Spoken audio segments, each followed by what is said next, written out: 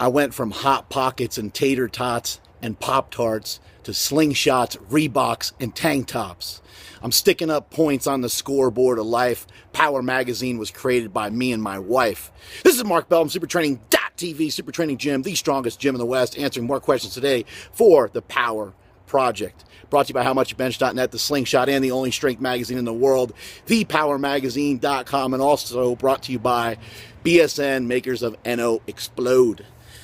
We got a question today about speed training and compensatory acceleration, otherwise known as CAT training.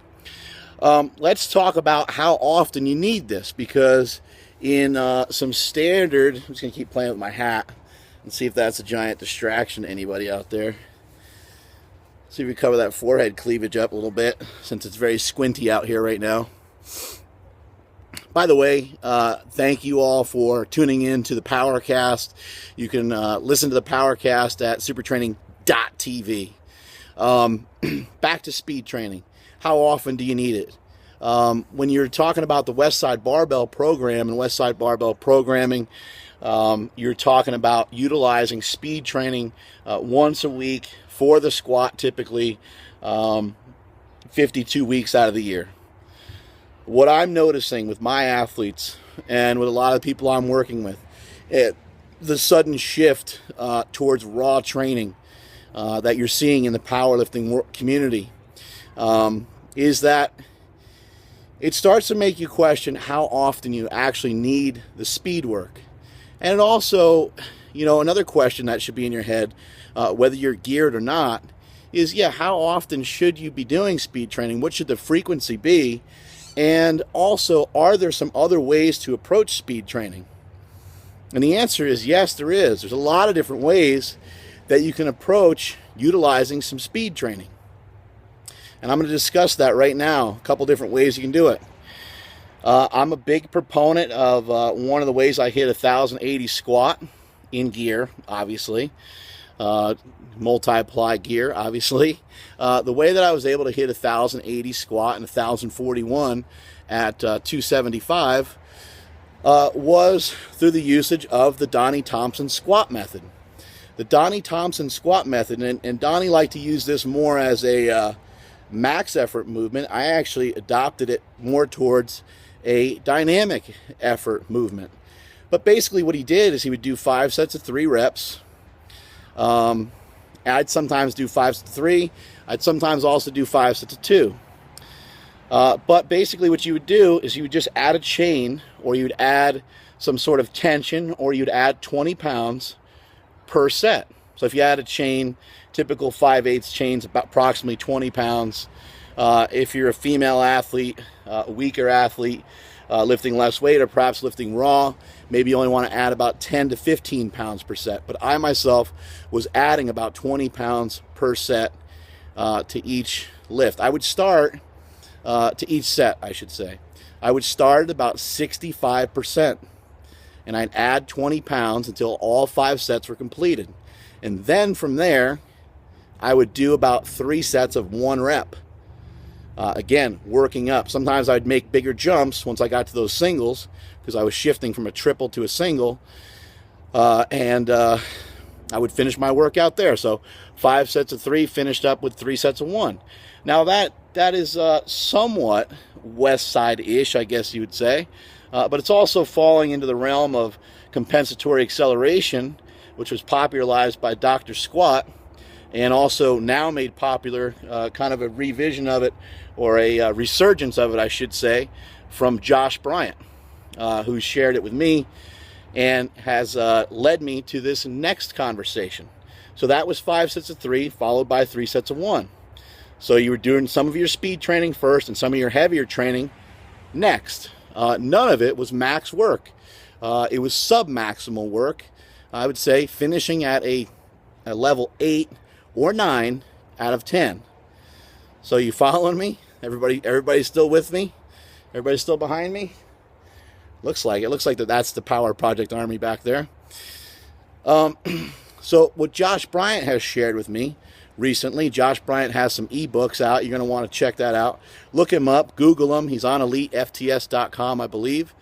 He's got a couple of ebooks out that are fantastic, so look into those. But Josh Bryant has shared with me doing some maximal work first, followed by speed training. Now this is not easy to do. It is a hell of a challenge, but shit, man, it works. And there's a few reasons why I feel that it works. In super training, the book Super Training, not in my gym super training, but in the book Super Training, Mel Sift talked about why he felt that would be very effective, and it was all kind of theory. And if those of you that ever tried it, it feels horrible. So it was mainly just a theory. But if you force your body to do something that's not going to hurt it, that's not going to injure you, you can adapt to it. You can start to get used to it. And whenever you're trying something new, you're going to want to, take somebody's advice and say, I'm going to kind of try that, but I'm going to kind of practice it first before I annihilate myself, before I kill myself. So whenever trying some of these new methods, you may have heard me recently talking about rest pause method, which is also straight from Josh Bryant. You're going to see a new article from Josh Bryant in Power Magazine coming up in the next issue. But whenever you're trying these new methods, be very cautious. And so what I did is I would do a heavy double, a heavy single, and I'd finish up with about 6 to 8 sets of 2 to 3 reps. Can you utilize different repetitions for speed work? Does it always have to be 2? Does it always have to be 3 reps? No, it doesn't. Does it have to be 60% for 10 sets of 2? No, it doesn't. Can it be 60%, 62%, and then 65%? Sure, it could be, and that's what I have always preferred. And that's what we've always done at super training. We had many guys squat over 1,000 pounds of super training.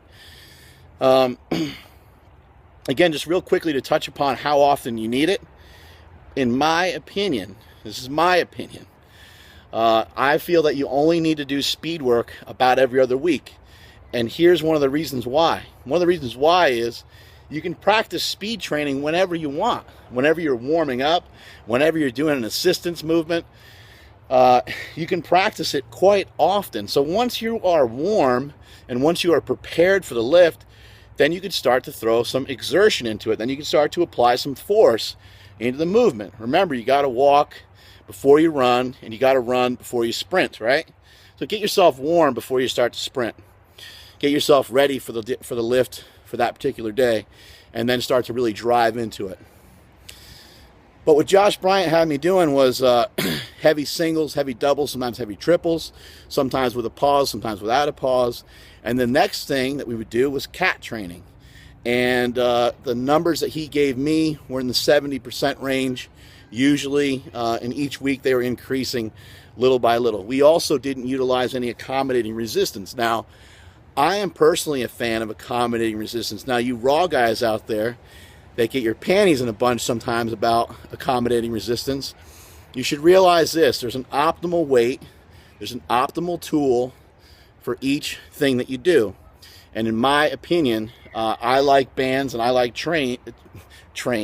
I like trannies. I like bands. We had an amazing conversation about trannies in the gym the other day. Man, I'm gonna have to share that one on the podcast. This is not for the YouTubes, so you can all look forward to that conversation.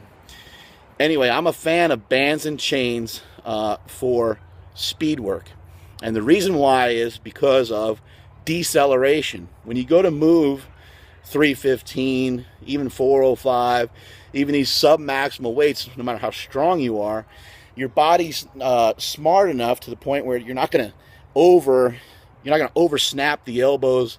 You're not going to overdrive on those type of movements. You're going to be able to put more speed.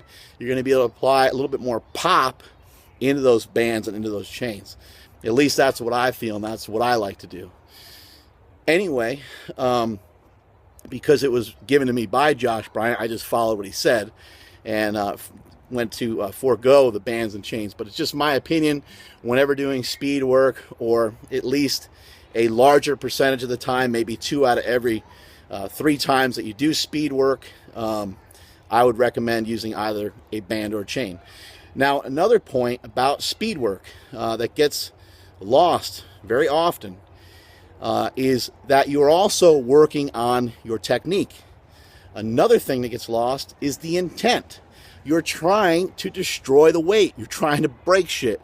You're trying to move fast. If you're having trouble moving fast, then you have to make a decision.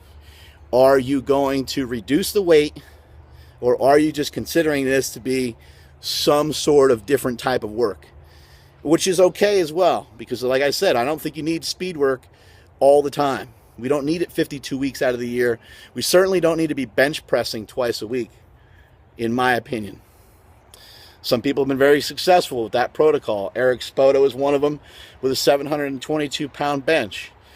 I myself, with this body weight and being as lean as I am now, have really struggled to bench press more than once, to bench press hard and heavy more often than every other week. And for those of the guys that are in the gym spotting me, the guys that are close to me have seen, it's just absolutely horrific on the weeks in between.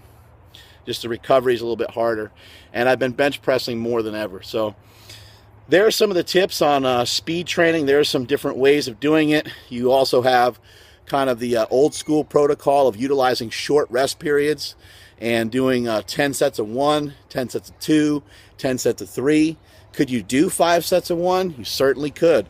So use your head, use your brain, train with your brain, and try to listen to the way that you feel. Try to listen to your body and learn how your body tunes up properly for these training sessions. Strength is never a weakness, and that is it from supertraining.tv.